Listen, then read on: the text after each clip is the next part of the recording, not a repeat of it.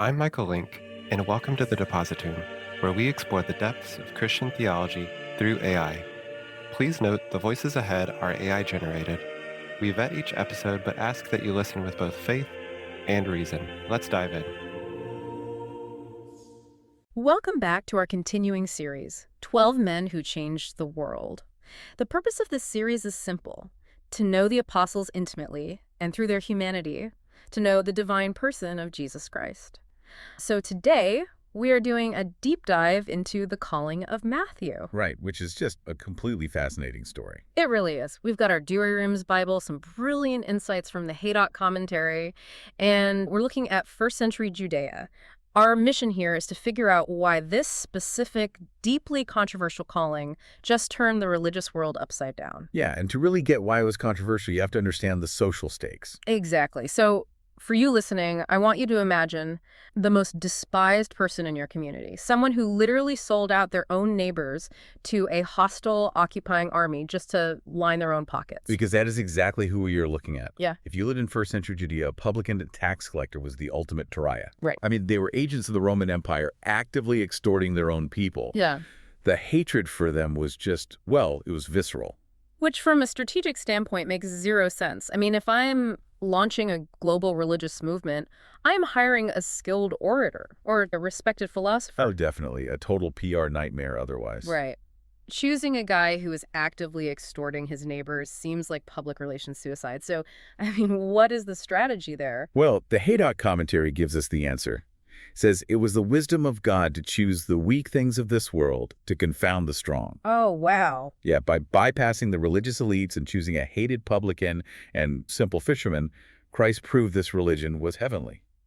It did not rely on human prestige or eloquence to spread across the earth. That makes so much sense. And that brings us directly to the custom house. It wasn't just an office, right? It was the epicenter of betrayal. It was the literal booth where Matthew took money from his own people.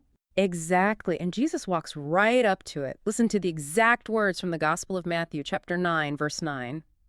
And when Jesus passed on from hence, he saw a man sitting in the custom house named Matthew, and he saith to him, Follow me. And he rose up and followed him. It's just staggering when you think about the humility in those words. I mean, Matthew's the one writing this account. Right. Imagine writing a permanent memoir and you deliberately introduce yourself to the reader by highlighting your absolute worst, most shameful phase of life. Exactly. And the commentary notes something really fascinating about that. The other gospel writers, Mark and Luke, clearly try to protect his reputation. Oh, really? Yeah, they respectfully refer to him by his lesser-known name, Levi. But Matthew, I mean, in his own gospel, he actively brands himself Matthew the publican. Wow, so he leans right into it. He does. He intentionally exposes his shameful past for one reason: to magnify the immense goodness and mercy of God who stooped down to save him. That is incredible. But, you would think a guy with that much baggage would want to keep a low profile after being chosen, but he does the exact opposite. Oh yeah, he throws a massive feast. Right, and the guest list is packed with other publicans and outcasts. Which means the Pharisees are watching. And they are utterly outraged that Jesus would mingle with known sinners and traitors. Which provokes one of the most brilliant responses in the text. This is from the Gospel of Matthew, chapter 9, verses 12 through 13.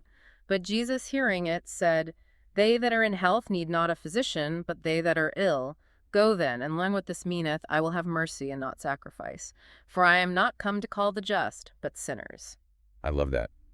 Here, Christ reveals himself as the spiritual physician. It's profound theology, but delivered with this really sharp irony. Irony directed at the Pharisees, right? Exactly. He is speaking directly to the proud scribes and Pharisees who falsely believe they are in perfect spiritual health. By telling them the healthy do not need a doctor, he demonstrates that he comes only to heal those who humbly acknowledge their sickness. That shifts the whole perspective. And if you are listening to this and thinking, well, I would drop everything too if Jesus walked by my desk, let's look closely at the mechanics of what Matthew actually did. Right, because he left a lucrative, highly secure career the exact second he was called. Exactly. He did not ask for a few days to get his affairs in order or finish his ledger. He just went. And there is a severe warning from St. Basil found in the commentary that addresses that exact dynamic of hesitation. He points out that the devil rarely tries to convince us to reject God entirely. Because that tactic is far too obvious. Right. If the devil says to reject God completely, you'll say no. So the devil simply advises us to put off our conversion until tomorrow. Wow. Just wait a day. Yeah, he gives us the illusion of time. St. Basil warns that by convincing us to constantly delay, the devil steals our present time. And eventually, he robs us of our whole life. That is terrifying, but so true. Do not delay grace. You are presented with a choice today, not tomorrow. So think about your own life. What vital calling or conversion are you putting off until tomorrow?